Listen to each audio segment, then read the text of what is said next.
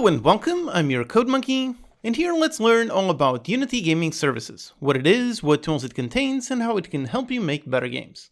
This video is sponsored by Unity. Now, before I explain it, just a quick question: how many of you are actually familiar with the Unity Gaming Services name brand? Let me know in the comments, and I also made a poll in the community tab. This is the name that Unity have been using for its new platform of tools that they launched on last October, so I'm curious to know how many of you already know the name, Unity Gaming Services, and what it represents. Although, even if you don't know this specific name, you certainly know some of the tools under this brand. Basically what it is a collection with tons of tools to help you build, operate, and grow your games. All of these tools are extremely scalable, and they've already been validated in real-world use by games like Fall Guys, Apex Legends. They've been used by Valorant, Among Us, V-Rising, and tons more.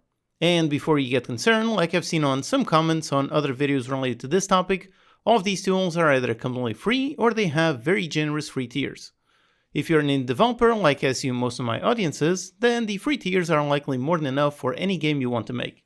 And if you just so happen to be unlucky and your game is a monumental hit, then at that point the prices are more than worth it. I just wanted to quickly point that out because the official video definitely looks a bit too marketing heavy, which can certainly make you question whether this is a good thing or whether they're just trying to sell you something, but it really is a great set of tools that are likely to be completely free for you. But before we look at pricing, let's first look at all the tools and see what they do and how they can help you with your own games. This video actually ended up pretty long since there's so many interesting tools to explain. Definitely do watch the whole thing, maybe one of these is exactly what you need for your current game. There's a really nice page where you can find all of the tools and what they all do. And the reason why Unity sponsored this video right now is because pretty much all of the tools that we're going to see, all of them have just left beta and they're fully released. The main one that is still in beta is the Netcode for game objects. This is Unity's official networking library, which it have been building for quite a while. It's been in preview 1.0 for quite some time, so I would guess it will be fully released sometime later this year. But other than that, pretty much everything is done and fully released out of beta. So let's look at all of these tools and how they can help you make better games faster. The main page divides it into three core pillars. First of all, you have tools to build your game foundation. You can add multiplayer, set up accounts, push updates, and so on. Then you can engage your players by using tools to tweak your game to perfection and connecting them together with either voice or text. And finally, you can grow your game and acquire new players to drive your revenue. This is a really wide range of tools, so which ones are useful is going to depend on what game you're making. Here, let's do a quick overview of each tool, what it does and how it can help you, then perhaps in the future I'll dive deeper into each one of them. There's also timestamps in the video if you want to skip ahead to a particular tool. Okay, so starting off over here with the multiplayer tools. On this page, the first thing that you see is a bunch of really interesting case studies on several games and how they use these tools to great success. You probably recognize Apex Legends and how they're using one of these tools to host their servers. So if we scroll down, here it is, all of these multiplayer tools. Let's start off with the one that is probably most useful to indie devs. Over here is Relay. This is a tool for helping you enable multiplayer in your games without having to use custom dedicated servers. It basically helps you do peer-to-peer connections. If you've ever tried making a multiplayer game and you run into issues related with NAT and firewalls, then this tool helps solve that. This is a super useful tool. I remember when I experimented making multiplayer for my game Survivor Squad Gauntlets. I tried handling it all myself, but it was nearly impossible to deal with the NAT and all of the firewalls that exist. But when I implemented the old UNet Relay service, it all worked perfectly. So in terms of easily implementing multiplayer, this tool is super useful, and as you can see, it integrates easily with Lobby, Netcode for game objects, and even with Mirror. In terms of pricing, if we scroll down and we'll look at it, over here on the Relay, you can see the first 50 CCUs are completely free for each month.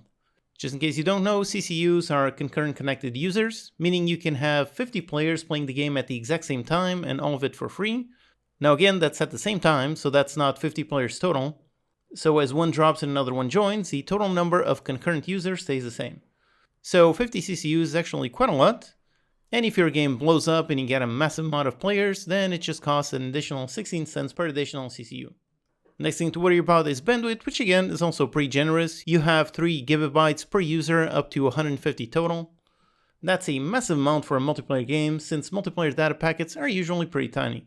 The next multiplayer tool we can look at is over here on Lobby.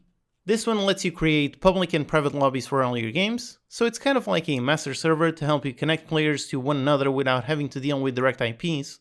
Again, for my own personal experience, when I worked on some multiplayer, I had to build my own master server from scratch.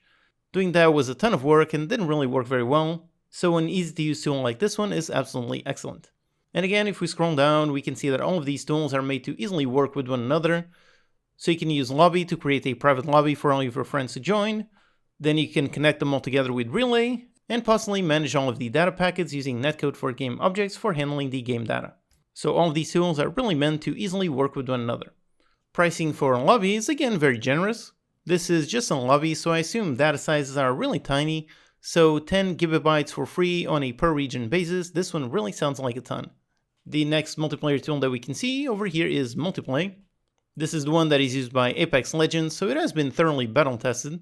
What it is a cloud infrastructure service for handling all of your game server hosting. So as your game grows and shrinks, it automatically adds or removes servers from the pool.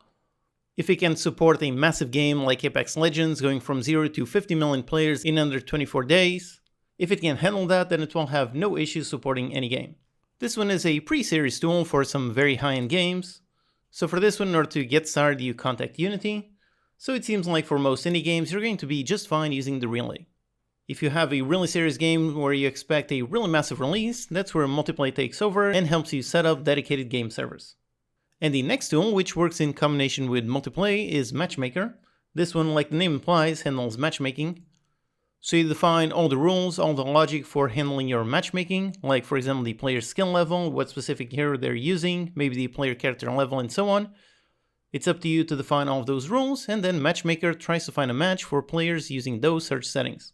Again, this is another pre-series tool for some pre-high-end multiplayer games, so if this one looks useful, then contact Unity.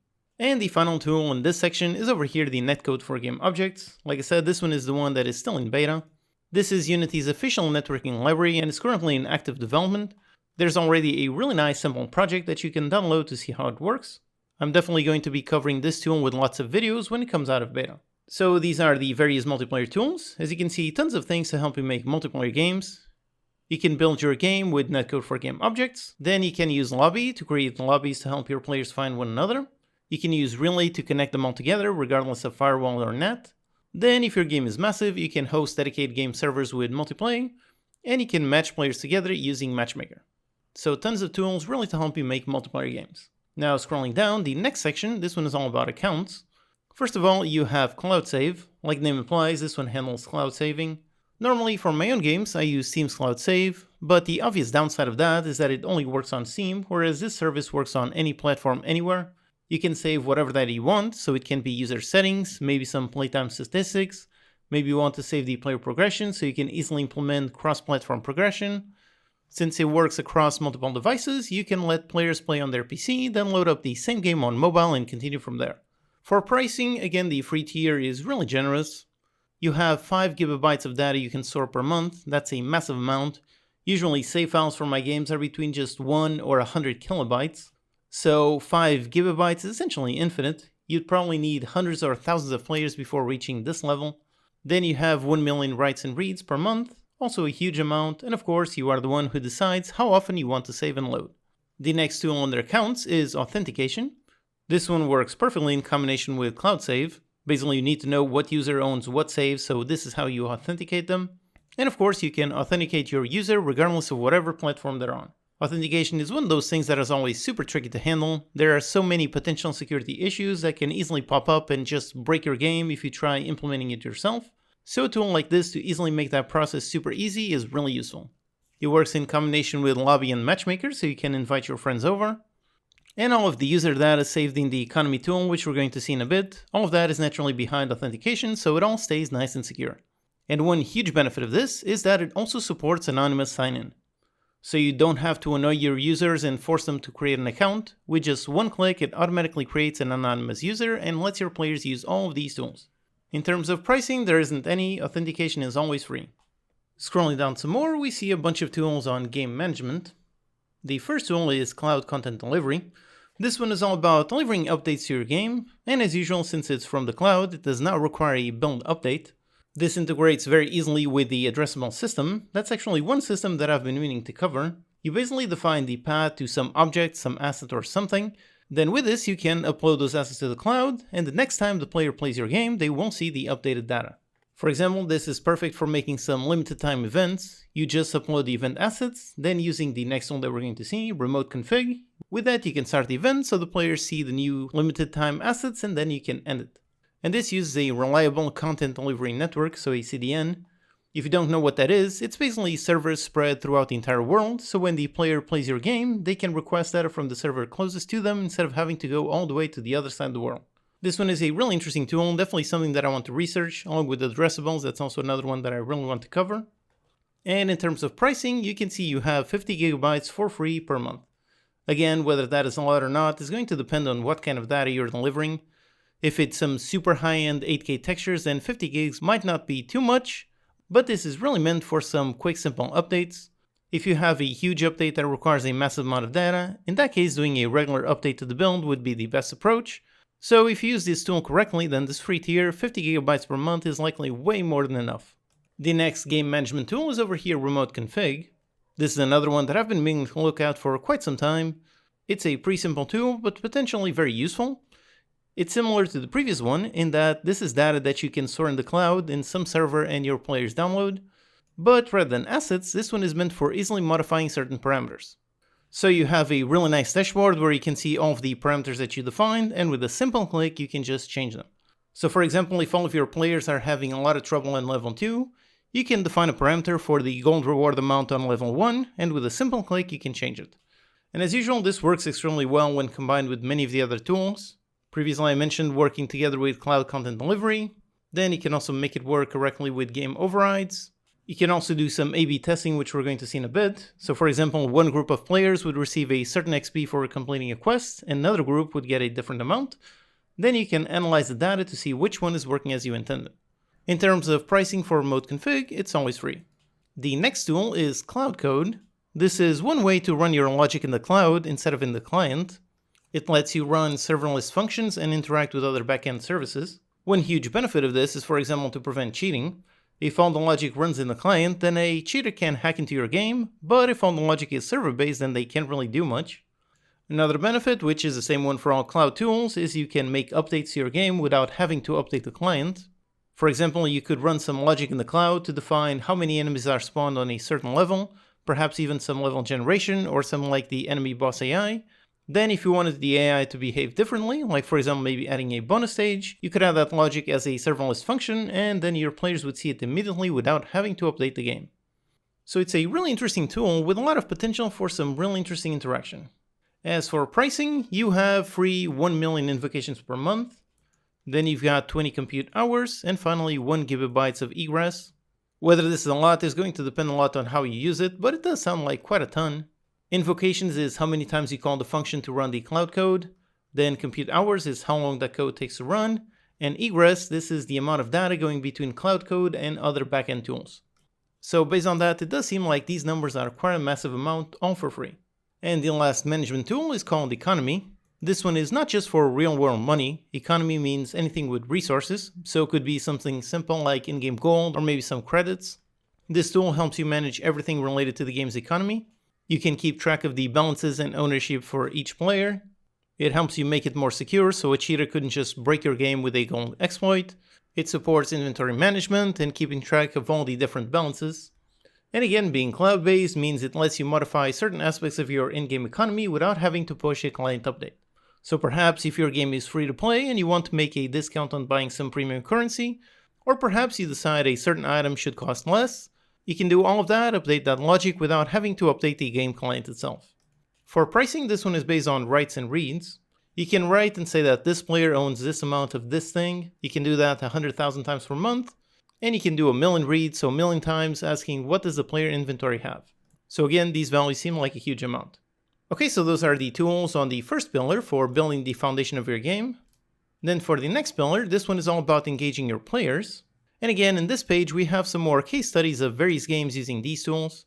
You can read about how Among Us improved their game with analytics, how Valorant added scalable voice and text chat using Vivox, and how No Place for Bravery, how this game optimized their difficulty curve without needing to make some build updates. So let's see all of these tools. First one, all of these are really related to analytics.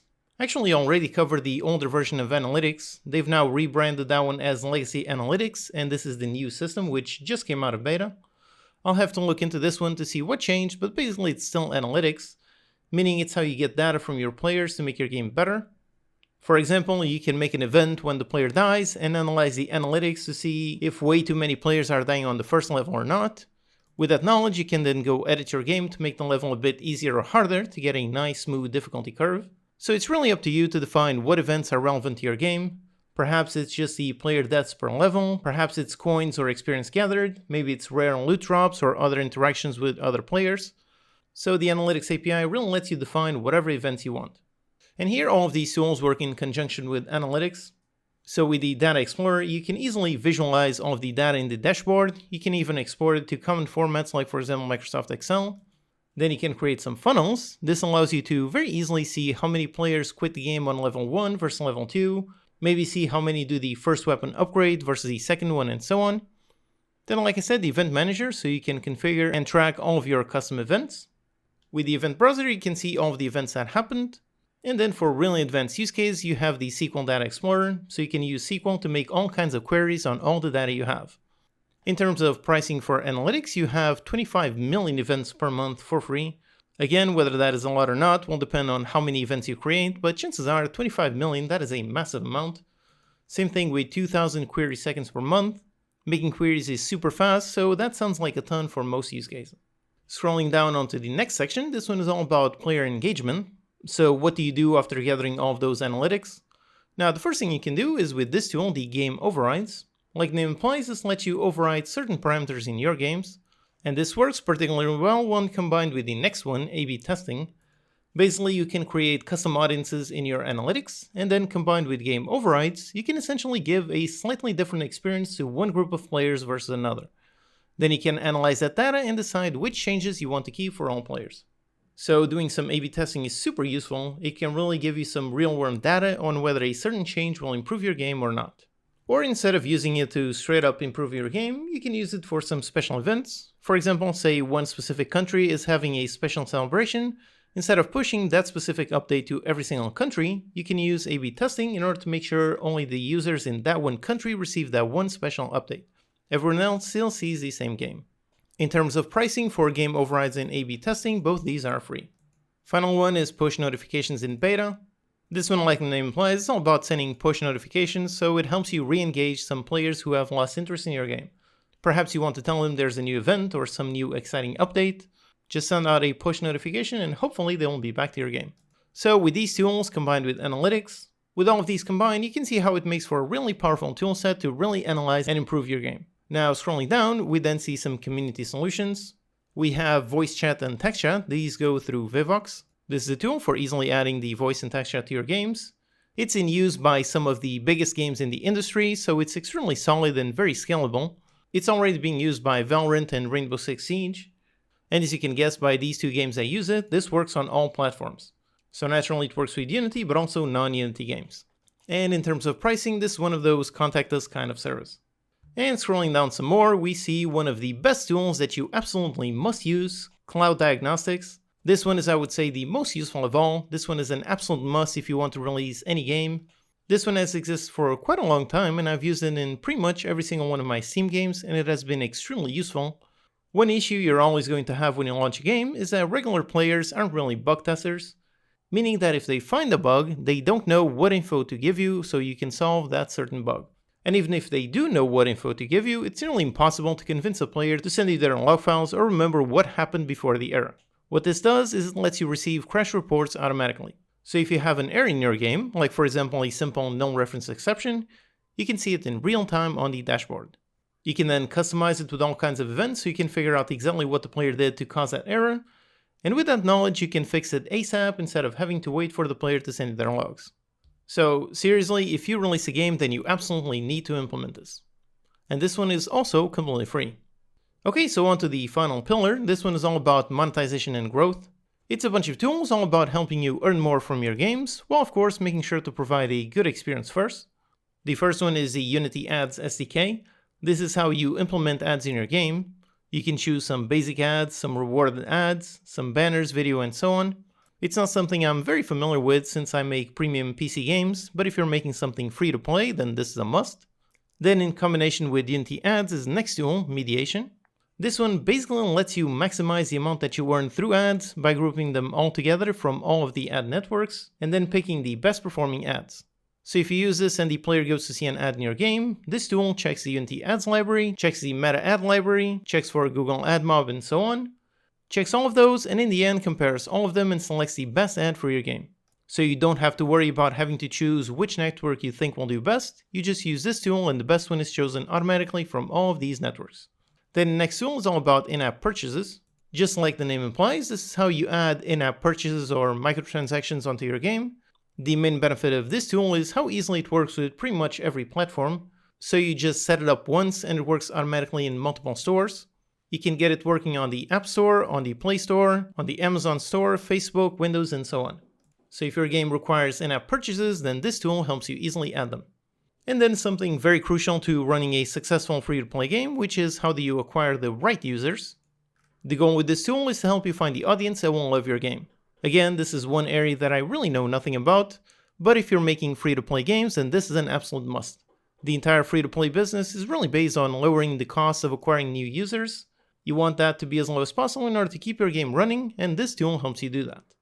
Okay, so those are all the tools that make up this platform, which Unity is calling the Unity Gaming Services.